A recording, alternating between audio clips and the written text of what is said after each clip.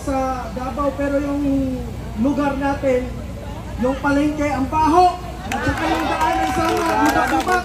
Ang airport natin doon, hindi po tayo 100 lang. Madulas ka pa dahil yung tubig pumapasok na. O pati yung natin, CR doon sa palengke, napakapangit ng Tacloban.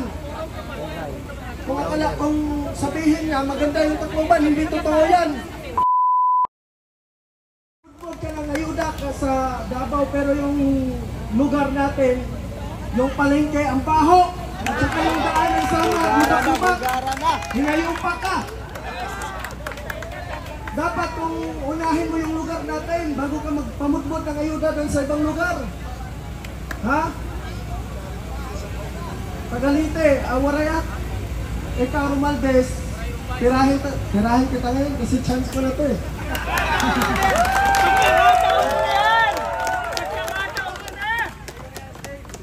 Hoy, ito talaga, ang sarap na to.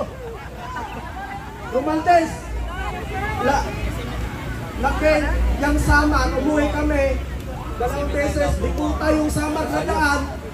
Dalawang gulong na sasakyan namin, butas dahil sa lubak-lubak. Romaldes, ayusin mo muna yung lugar natin doon bago ka magpamudmod ng ayuda doon sa Davao. Bakit doon ka nagpamudmod? Kasi mabaho ka na ba sa atin? Ha? Ano? Ang airport natin doon, hindi po tayo 100 lang. Madulas ka pa dahil yung tubig pumapasok na. O pati yung natin, CR doon sa palengke, napakapangit ng Tacloban. Kung sabihin niya, maganda yung Tacloban, hindi totoo yan. Ano? Nakakagigil yung nanood ako ng Ayos. Mukhang malapit na to. Nanood ako ng hearing sa Kongreso. Nag-speech yung malaking buhaya doon sa malaking screen. Ang sarap patuhin yung computer namin, ang sarap patuhin eh. Pag nakikita ko yung mukha ni Romaldes, sa totoo lang, naiinis talaga ako. Dapat talaga palitan na yung dipunggol na yan. Diba? Kaya ito po, panawagan namin. Kung may oras po kayo bukas o bakante po yung araw natin, pumunta po tayo dito para magsama-sama po. Diba? Yung iwi-iwi na pamangkin mong si Bangag, ay, si Marcos, yung pinsan mo, sabihan mo na lang siguro, kung maaari lang, yan yung pinakamagandang gawin mo sa buong buhay mo. Sabihan mo na bumaba na siya sa pisto. Wala namang nagagawa sa bansa yan eh. Hiyatay mong mga hinampak mo. Ha? Isa may ganahan, sino ay gustong umuwi doon sa atin, eh lubak-lubak yung daan lang talaga. Napakahirap, nakakahiya. Ako, gumis ako, may yung gitna niyan, gumis din eh. Pero sinusuka kita, Martin Romaldes. Dahil sa ginagawa mo, sana naman baguhin mo yung sistema mo. Ikaw yung pinakamalaking buhaya dyan sa Kongreso. At saka, magandang gabi po sa atin lahat. Yun lang po. Romaldes, kiatay ka! What is surprising this? Napakatapang niya, di ba? Hindi siya natakot. Very powerful yung tower sa Tacloban. Sandali lang niya hanapin ito. At yet, matapang kaya palakpakan natin si Mr. Hannibal Gomez. Duterte! Duterte! Duterte! Duterte! Duterte! Oh, yan. Alam nyo kasi, courage is contagious. Grabe yung baklubak doon. Pati yung merkado, ang baho ng oh, klaro. Walang balak magsalita yan sa Aliman. Aliman. Aliman Gomez. Aliman. Ikaw ba punta rito talagang para magsalita? Hindi. Kaya siya lang ay nag-challenge na. Lahat, palakpakan naman natin lahat ng mga Bisaya. Ano?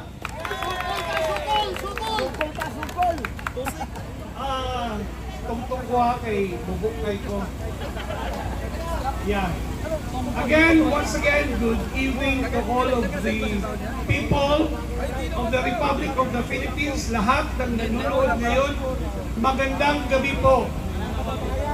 Nakakapagtataka, maraming nanonood na mga supporter ng isang bangag na presidente.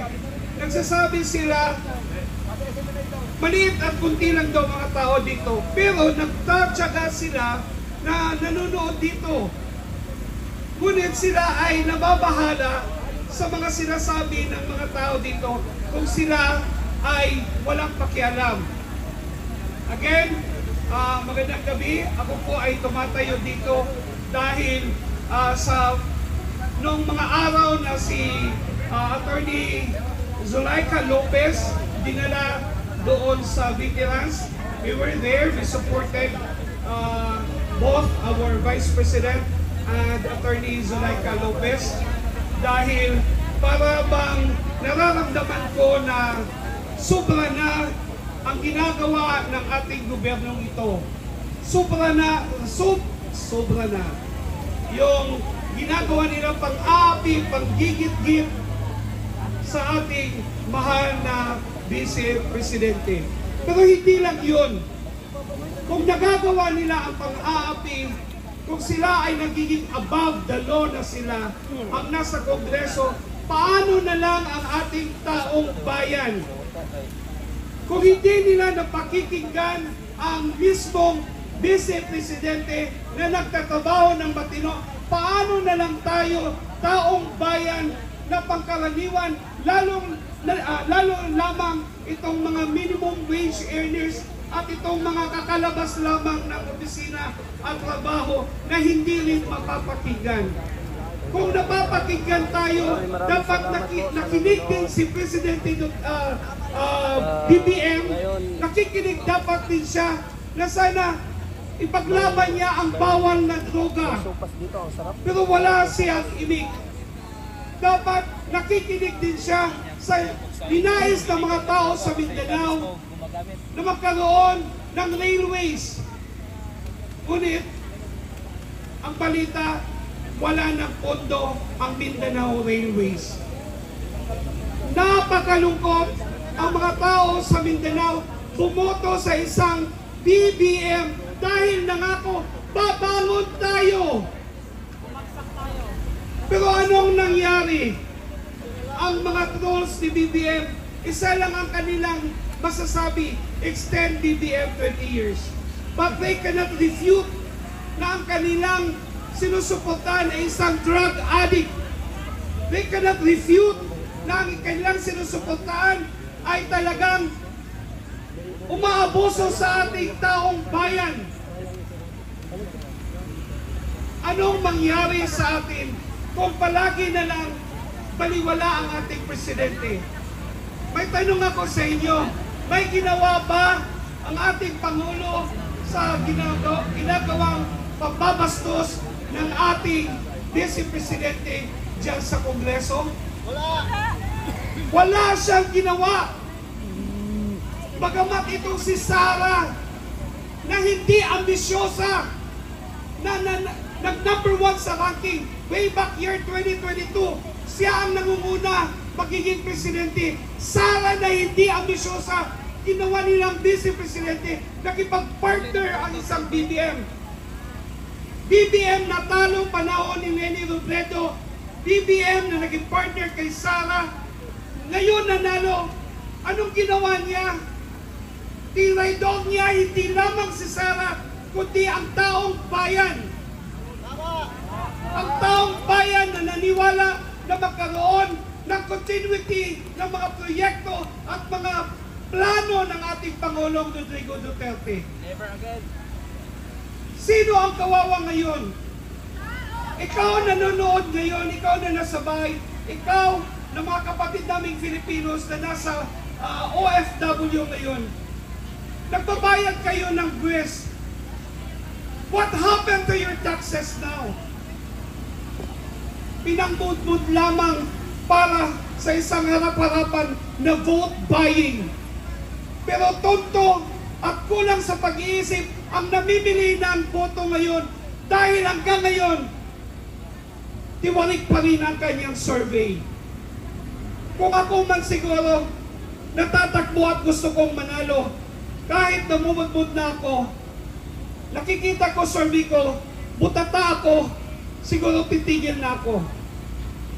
Pero again, kayong nanonood ngayon at nandirito, remember, 6.32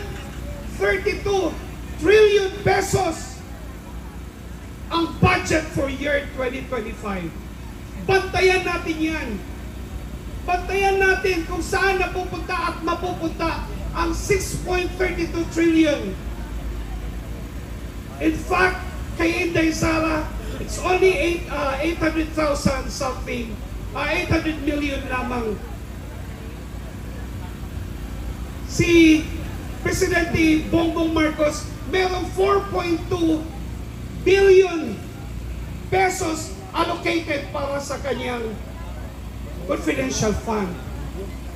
Itong mga nanonood na mga BBM loyalists, nagtanong ba kayo saan napunta ang confidential fund ng isang BBM? Nagtanong ba kayo kung saan napunta ang bilyon-bilyon na pera na kinasta ng Kongreso? Makatanong kayo, makahabol kayo sa 125 confidential fund ni Sara, ni Vice President Sara. In fact, alam natin na walang kinukurakot ang ating Vice Presidente dahil may napuntahan ito.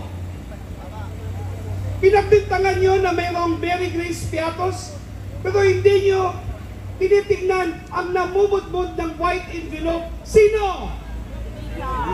Lisa Tanas! Si Coca. Siya ang babae na nakaupo ngayon.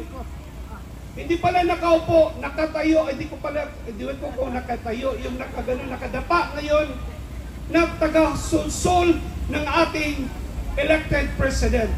Dahil ang ating elected president ay walang kaalaman dahil puno na ang kanyang isipan at utak sa isang illegal na droga.